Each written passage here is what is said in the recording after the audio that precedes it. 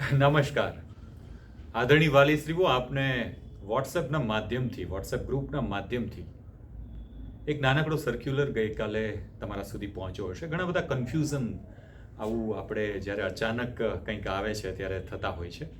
એના જ અનુસંધાને અહીંયા ઘણા બધા વાલીઓની આજની ઇન્ક્વાયરીના અનુસંધાને આ એક વિડીયોના માધ્યમથી તમારા સુધી પહોંચવાનો પ્રયત્ન કરીએ છીએ. કેટલીક જે દ્વિધાઓ છે, જે કન્ફ્યુઝન છે, કેટલીક જે આપણને અંદરથી સમજાતું નથી કે આ અપાર આઈડી એ શું છે.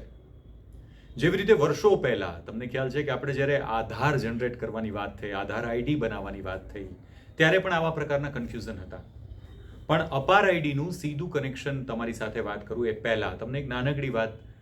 ભારતની અંદર નવી રાષ્ટ્રીય શિક્ષણ નીતિ 2020, આ શબ્દ તમે સાંભળ્યો હશે. અને નવી રાષ્ટ્રીય શિક્ષણ નીતિ 2020ની અંદર એક એવી વાત પણ તમે સાંભળી હશે કે વિદ્યાર્થીનું એક ક્રેડિટ કાર્ડ જેવું એક એજ્યુકેશનલ કાર્ડ બનશે, જે વિદ્યાર્થીનું પર્સનલ હશે. અને એ કાર્ડ એટલે અપાર. એનું ફૂલ ફોર્મ છે automated permanent academic account registry, એટલે કે અપાર. આ કાર્ડ વિદ્યાર્થી માટે શું કામ જરૂરી છે? ફરજિયાત તો છે, પણ એના કરતાં પણ વધારે જરૂરિયાત છે. કારણ કે આના વગર, જેમ આધાર કાર્ડ વગર આપણે ઘણી બધી જગ્યાએથી પાછા ફરીએ છીએ, એમ બાળકના એજ્યુકેશન, શૈક્ષણિક પ્રોગ્રેસ માટે, શૈક્ષણિક વિકાસ માટે જ્યાં જ્યાં પણ એ બાળક આગળ જશે, કોઈક વખત સ્કૂલ ચેન્જ થશે, કોઈ વખત એની ફિલ્ડ ચેન્જ કરવાનો થશે, કોઈ વખત એને સાયન્સમાંથી કોમર્સમાં કે કોમર્સમાંથી આર્ટ્સમાં જવાનું થશે, એ સ્નાતકમાં, એ ડિગ્રીમાં કે ડિપ્લોમા કોઈ પણ ઉચ્ચ અભ્યાસ માટે જવાનું થશે, ત્યાં બધી જ જગ્યાએ જ્યારે ફોર્મ ફિલઅપ કરશે ત્યારે સૌથી પહેલાં એનું અપાર આઈડી પૂછવામાં આવશે. અપાર આઈડી નથી તો એ બાળકનું ડિગ્રીનું ફોર્મ, એ બાળકનું ડિપ્લોનું ફોર્મ, એ બાળકને કદાચ MBBSમાં પ્રવેશ મળતો હોય, એક બાળકને કદાચ અન્ય કોઈ એવી વ્યાવસાયિક તાલીમની અંદર જવાનું થતું હોય, ત્યાં એ અટકી જતું હોય છે.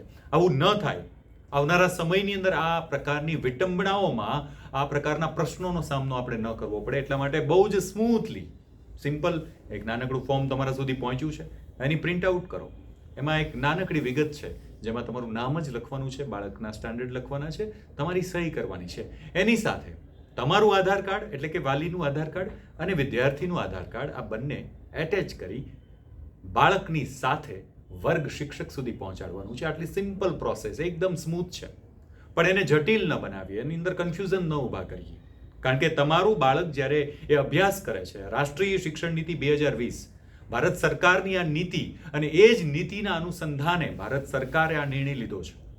અને આજના દિવસમાં દાખલા તરીકે જિલ્લા શિક્ષણ અધિકારીએ તાત્કાલિક દરેક પ્રિન્સિપાલની મિટિંગ બોલાવી અને મિટિંગની અંદર આનું ઇમ્પોર્ટન્સ સમજાવ્યું. અને મેન્ડેટરી, મતલબ ફરજિયાત આવનારા સમયની અંદર થવા જઈ રહ્યું છે, ત્યારે અત્યારે જ એ ટ્રાફિકનો સામનો ન કરવો પડે અને સ્મૂથલી આ પ્રોસેસની અંદર આપણે સહભાગી બનીએ. કારણ કે એક પ્રકારનું ડિજીલોકર, તમે શબ્દ સાંભળ્યો છે, ડિજીલોકર. આ વિદ્યાર્થીનું ડિજીલોકર છે. અને આ ડિજીલોકરની અંદર વિદ્યાર્થીની એક્ઝામ્સ, એનું રિઝલ્ટ્સ, એના રિપોર્ટ્સ કાર્ડ, એનું લર્નિંગ આઉટકમ, આ ઉપરાંત ઘણી બધી એવી બાબતો છે જે સ્કૂલ ઉપરાંતની એક્ઝામ આપતો હોય છે.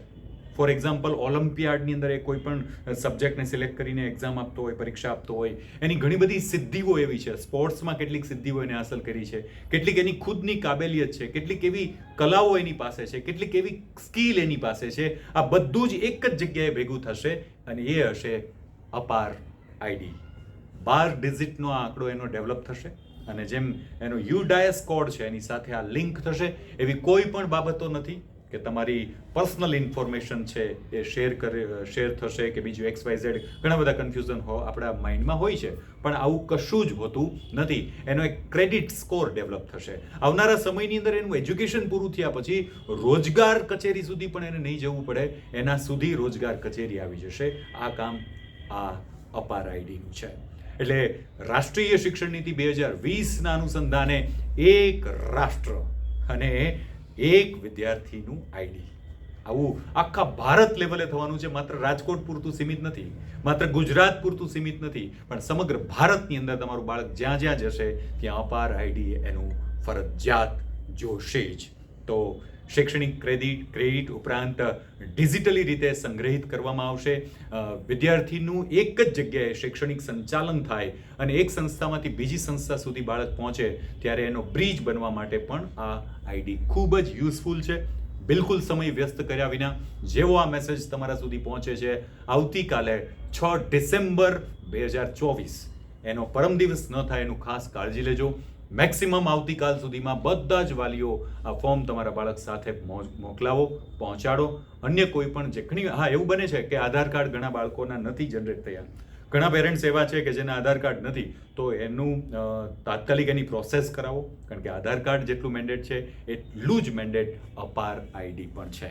તો ખૂબ ઝડપથી આપણા બાળકનું અપાર આઈડી જનરેટ થાય એ માટે આપનો સહકારની જરૂરી છે અને અમે હંમેશા તમારી સાથે છીએ. Thank you very much.